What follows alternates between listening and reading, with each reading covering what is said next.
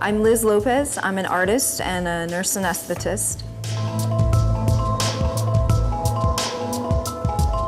The work I make is kind of a reflection of the work that I do in life, which as a nurse, when I started working as a nurse, I worked primarily with people who are amputee patients. So I would go to their home, I would do wound care on their legs, and at the time I was already making art, so my art was all amputees at that time. So my world always kind of reflects what I'm involved in at the time.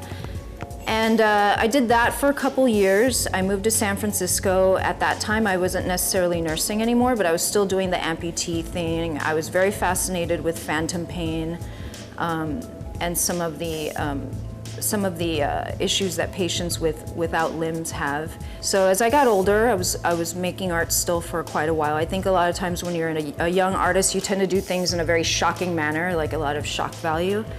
And I started to try to find ways of kind of portraying death and suffering in a more beautiful way, a more palatable way, I guess.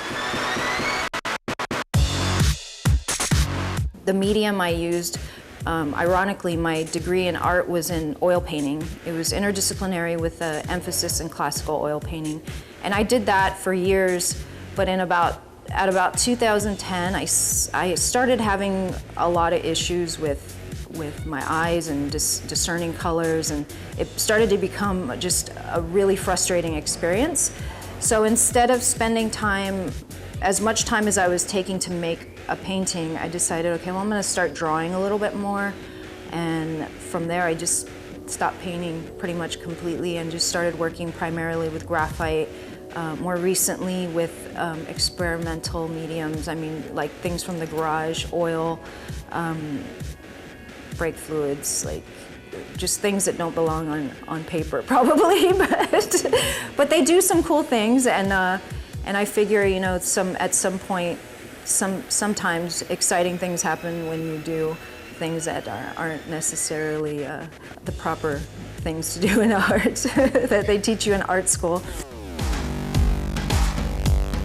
When I was a kid, I was obsessed with anatomy and things like Egypt and archaeology and biology and even death at that time. I mean, I would find animals that were injured. I would do things to try to help them. I was always fascinated with that process, that suffering process, and seeing that process, not in a way where it was enjoyable. It was just, I was very touched by it.